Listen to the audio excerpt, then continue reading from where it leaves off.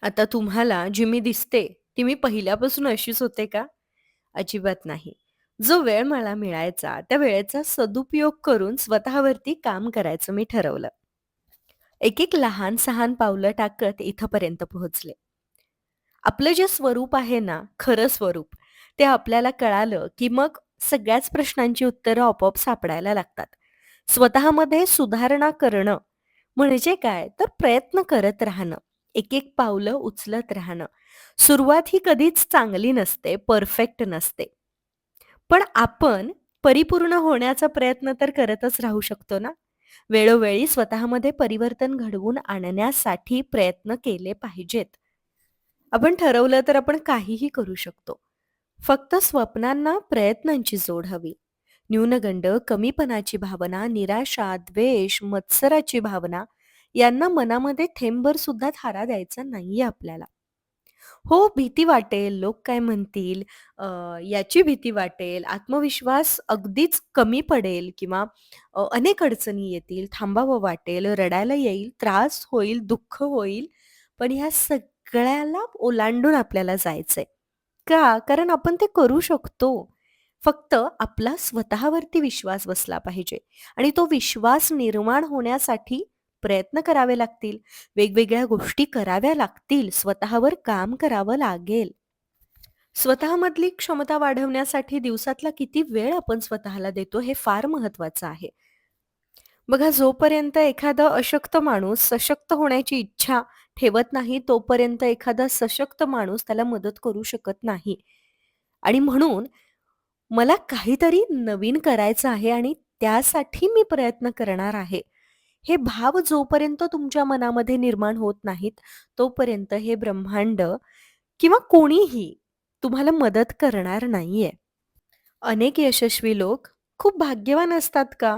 म्हणजे तुम्हालाही तसंच वाटतं का, की त्यांना ते सगळं नशिबाने मिळालं असेल? नाही. आपलं नशीब बदलण्याची ताकद ही आपल्या हातामध्ये आहे. फक्त आपण तिला ओळखलेलं नाहीये. त्या ताकदीला ओळखूयात. जोपर्यंत आपण आपल्यातली क्रिएटिव्हिटी वाढवत नाही, तोपर्यंत आपल्याला नवनवीन मार्ग सापडणारच नाहीयेत आणि आपल्यामधली निराशा दूर नाही होणार आहे. रोजच्या जीवनाचा जर दर्जा वाढवायचा असेल, समस्या, आव्हानांना आपल्या विकासाचं साधन बनवायचं असेल, त्यातून मार्ग काढण्यासाठी एकापेक्षा अधिक पर्याय निर्माण करायचे असतील, शास्त्रीय ज्ञान आणि संशोधन यांचा वापर आपण आपल्या जीवनामध्ये करतो का? दैनंदिन जीवन जर सुखकर करायचं असेल, तर आपल्यामध्ये कला हवी. ती असतेच, फक्त त्या कलेचा शोध लागायला हवा. अडचणींचा बाऊ न करता नवी संजीवनी देणारी ही जी क्रिएटिव्हिटी असते आपल्यामध्ये, तीच आपल्या जीवनाचा अविभाज्य भाग आहे. हे लक्षात घेऊयात. आणि वेळ कुठे वाया जातोय याचा शोध घेत स्वतःवर नव्याने काम करायला सुरुवात करूयात. जोपर्यंत शोध लागत नाही स्वतःचा, तोपर्यंत खूप वेगवेगळ्या मार्गाने चालावं लागेल बरं का. ती तयारी आपली असायला पाहिजे. प्रत्येक मार्गाने चालत असताना यश मिळेलच असं नाहीये. अनेक मार्ग निवडावे लागतील, तिथं अपयशाला सामोरं जावं लागेल, पण एक दिवस असा येईल जिथं आपल्याला यश मिळेल. प्रत्येक समस्येमध्ये त्या समस्येचं उत्तर दडलेलं असतं. आपल्याला आपल्या कार्यातून, आपल्या कामातून बोलता यायला पाहिजे. स्वतःची प्रतिमा तयार करता यायला पाहिजे. आणि ते असंच एका ठिकाणी बसून होणार आहे का? रोजचं तेच रटाळवाणं जगणं बघून होणार आहे का? नकारात्मक टीकेकडे जेव्हा आपण दुर्लक्ष करायला शिकू, त्यावेळेला आपण पुढे जाणार आहोत. नाहीतर आपण तिथेच घुटमळून पडणार आहोत. आणि म्हणून सगळं करत असताना स्वतःचं एक अस्तित्व निर्माण करणं खूप गरजेचं आहे आणि तिथंच आपण कमी पडतो. तेच आपण विसरतो. मी कधीतरी परिपूर्ण होईन आणि मग मी माझ्या कामाला सुरुवात करेन, असं कधीही होणार नाहीये. तुम्ही माझे आत्ता जे पाहताय हे सगळे जुने व्हिडिओज आहेत. चॅनलचे सबस्क्रायबर्स 50,000 होईपर्यंत माझ्यामध्ये अनेक बदल घडत गेले. का? कारण मी सुरुवात केली. मी जर थांबून राहिले असते, तर माझ्यात हे बदल घडले असते का? अजिबात नाही.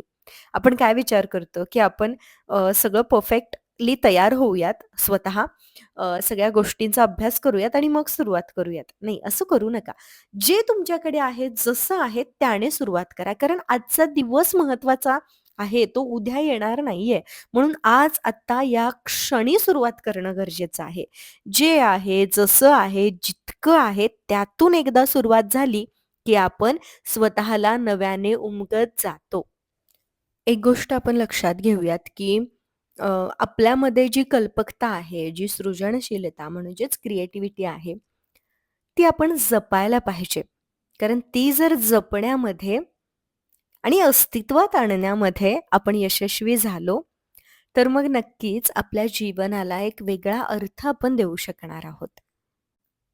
मला मदतीला कोणी नाही, मला मार्गदर्शन करणारं कोणी नाही, किंवा मला कंटाळाच आलाय, जरा हा आयुष्यातला टप्पा जाऊ दे, मग मी नवी सुरुवात करते.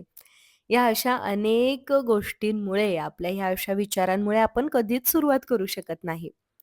भलेही आपल्यासोबत कोणी नसू देत, आपल्याला मार्गदर्शन करणारं कोणी नसू देत, आपण धडपडूया, आपण चुकूया, अडखळूया, पण त्यातूनच आपण शिकत जाणार आहोत. त्यामुळे न घाबरता, सोबत कोणी नाही म्हणून थांबायचं नाहीये. तर पुन्हा, पुन्हा शिकत राहायचं आहे. पुन्हा, पुन्हा स्वतःला स्वतःच मार्गदर्शन करत राहायचंय आणि पुन्हा, पुन्हा नव्याने नवनवीन गोष्टी आपल्याला करत राहायच्या आहेत. खूप सुंदर आयुष्य आपल्याला मिळालंय आणि त्याची अनुभूती घेण्याव्यतिरिक्त आपण सगळं करतोय. आपल्या जीवनाला अर्थ देण्याव्यतिरिक्त आपण सगळं करतोय. आपण इतरांना जज करतो, आपण इतरांना नावं ठेवतो आणि त्यामध्ये आपला किती वेळ वाया जातो. आपलं वय कितीही असोत किंवा आपलं क्षेत्र कोणतंही असोत, आपण इतरांना, आपल्या कुटुंबातल्या लोकांना किंवा कुटुंबाबाहेरील इतर लोकांना जज नाही करू शकत. तिथं आपण खूप वेळ वाया घालवतो.